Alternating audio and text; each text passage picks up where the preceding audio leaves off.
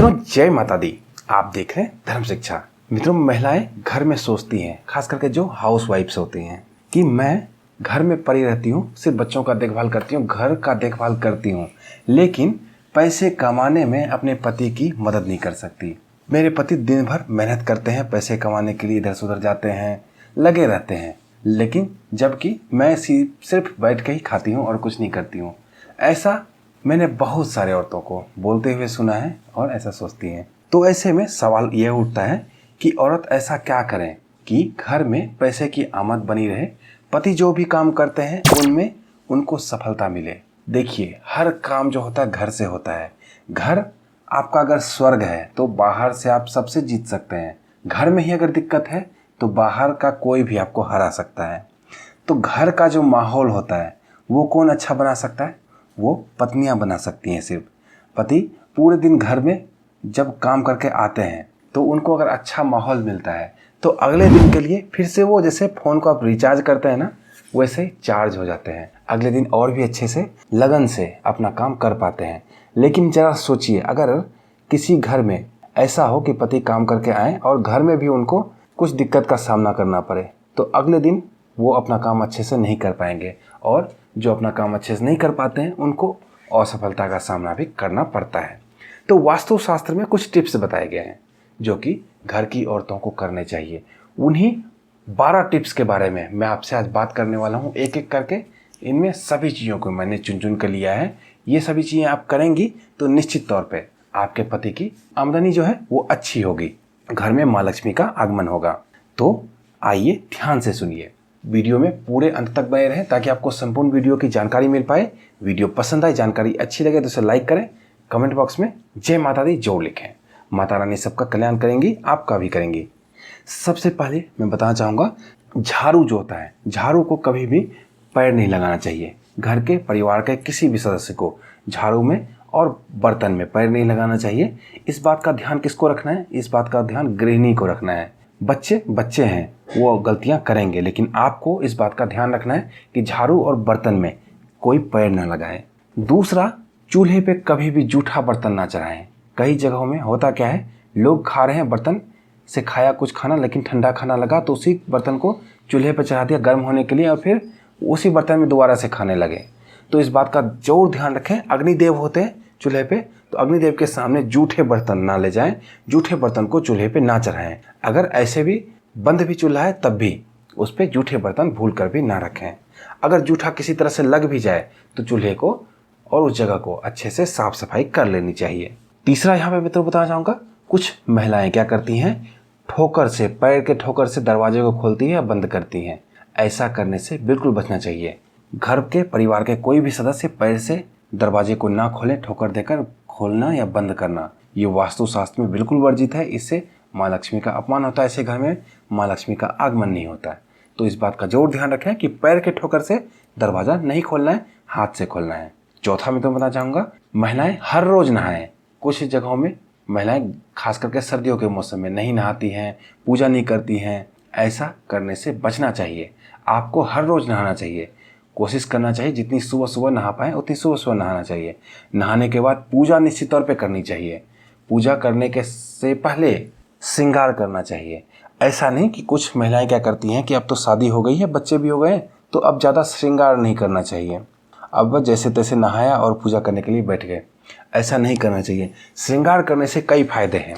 एक, आपका पति का ध्यान आप पे लगा रहेगा। दूसरा, भगवान के सामने जब भी हम जाते हैं, चाहे आप स्त्री हो या पुरुष हो, तो अच्छे से सज के संवर के जाना चाहिए, क्योंकि भगवान उसी अवस्था में आपको आशीर्वाद देते हैं कि ऐसे ही बने रहो। ऐसे ही बने रहो के लिए आपको भी श्रृंगार करके जाना चाहिए। सुहागिन है आपको श्रृंगार करने का पूरा हक है। श्रृंगार करके ही पूजा पाठ करें अपनी, इससे भगवान आपको हमेशा के लिए सुहागन बनी रहने का आशीर्वाद देते हैं। पांचवा यहाँ पर मैं तो बताना चाहूँगा, रसोई घर में जूठे बर्तन रात में ना रखें। रात में जो जूठे बर्तन हो जाते हैं उस जूठे बर्तनों को रात में ही धो लें, अगले दिन सुबह के लिए ना रखें। कई लोग ऐसा करते हैं कि सुबह काम पे किन्हीं को उन्होंने रखा हुआ है, सुबह वो आएंगी तो रात का बर्तन, जूठा बर्तन सुबह धोएंगी। ऐसा करने से बचना चाहिए। खाने के बाद आलस लगने लगा, अब मैं रात में नहीं सुबह में ही बर्तन धोऊंगी, ऐसा करने से बचना चाहिए। रात में खाए हुए सभी बर्तनों को, जूठे बर्तनों को रात में ही धो लेना चाहिए। अगर जूठे बर्तन कोई रखते हैं अपने रसोई घर में तो वो गरीबी को दावत देते हैं, तो ऐसा करने से बचना चाहिए। रात में झाड़ू नहीं लगाना चाहिए। रात में झाड़ू लगाने से दरिद्रता का वास होता है घर में। रात में बिल्कुल भी झाड़ू ना लगाएं। अगर कांच का बर्तन कुछ टूट गया, ऐसा कुछ है, झाड़ू लगाना ही पड़ेगा, तो झाड़ू लगा के उस कांच के टुकड़ों को इकट्ठा करके घर में ही रख दें, अगले दिन उसे फेंकें। कुल मिला के ये बात है, झाड़ू नहीं लगाना चाहिए। और कूड़ा तो घर का बिल्कुल भी घर से बाहर शाम के समय रात्रि में नहीं फेंकना चाहिए। सातवां यहाँ पे मित्रों बताना चाहूँगा, सुबह देर तक घर की जो गृहिणी होती है वो ना सोएं। सुबह जल्दी उठें, आपको सबसे पहले उठना चाहिए, नहाना चाहिए, पूजा करना चाहिए, फिर कोई कार्य करना चाहिए। तो सुबह देर तक ना सोएं। सुबह देर तक सोने से पॉजिटिव एनर्जी का वास होगा आपके घर में। आपके घर के परिवार के सभी लोग भी आपके बाद ही उठेंगे उसके बाद। तो जहाँ लोग देर तक सोते हैं वहाँ पे दरिद्री का वास होता है, तो देर तक ना सोएं। सुबह उठने के बाद ये 8वां पॉइंट है, घर की सफाई जरूर करें। जिस घर में सफाई होती है वहाँ माँ लक्ष्मी का वास होता है। तो घर की सफाई करने का सबसे उत्तम समय जो होता है वो सुबह सुबह का समय होता है। सुबह सुबह के समय घर की सफाई जरूर करें। अगर बिल्कुल सुबह संभव ना हो पाए, बच्चों को स्कूल जाना है, पति को ऑफिस जाना है, तो क्या करें, ये सब काम करने के बाद सफाई करें। लेकिन सफाई घर की जरूरी है, खास करके दिन के 12 बजे से पहले पहले। 9वां यहाँ पे मित्रों बताना चाहूँगा, घर में कभी भी कलह का माहौल ना बनाएं। घर में अगर कलह का माहौल बना रहता है, जिस घर में भी कलह होता है उस घर में माँ लक्ष्मी का वास नहीं होता कभी भी। तो कलह का माहौल बनाने से आपको बिल्कुल बचना चाहिए। पति बाहर से आते हैं, उनका मूड गर्म भी हो सकता है, तो ऐसे में उनको थोड़ा सा शांत करने की जिम्मेदारी आपकी है। 10वां पॉइंट यहाँ पर मित्रों बताना चाहूँगा मैं, समुद्री नमक से पोछा जरूर लगावें। पोछे के पानी में थोड़ा सा नमक मिला दें और इस नमक मिले हुए पोछे से पोछा लगाएं पूरे घर में।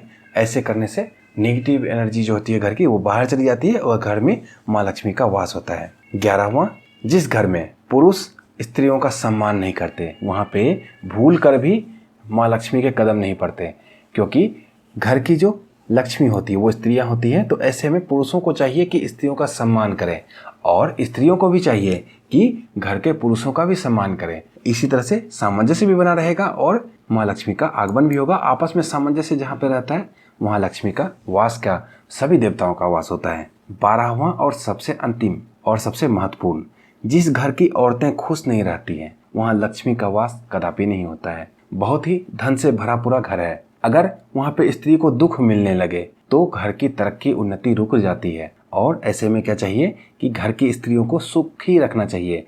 जो पुरुष हैं उनकी जिम्मेदारी है घर की स्त्रियों को खुशी रखना, और स्त्रियों की भी जिम्मेदारी है कि छोटी छोटी बातों पर आंसू ना बहाना। आंसू बहाने से क्या होता है, माँ लक्ष्मी का वास घर में नहीं होता है। तो दोनों की ही जिम्मेदारी है, घर में खुशी का माहौल बना रहना चाहिए, औरतें घर की खुश रहनी चाहिए, इससे माँ लक्ष्मी का आगमन होता है। तो मित्रों यहाँ पे मैंने आपको 12 ऐसे उपाय बताए जो कि स्त्रियां घर की कर सकती हैं और उनको इसका फायदा निश्चित तौर पे मिलेगा। इसी तरह की अन्य ज्ञानवर्धक वीडियो के लिए जुड़े रहें धर्म शिक्षा के साथ और देखते रहिए धर्म शिक्षा। जय माता दी।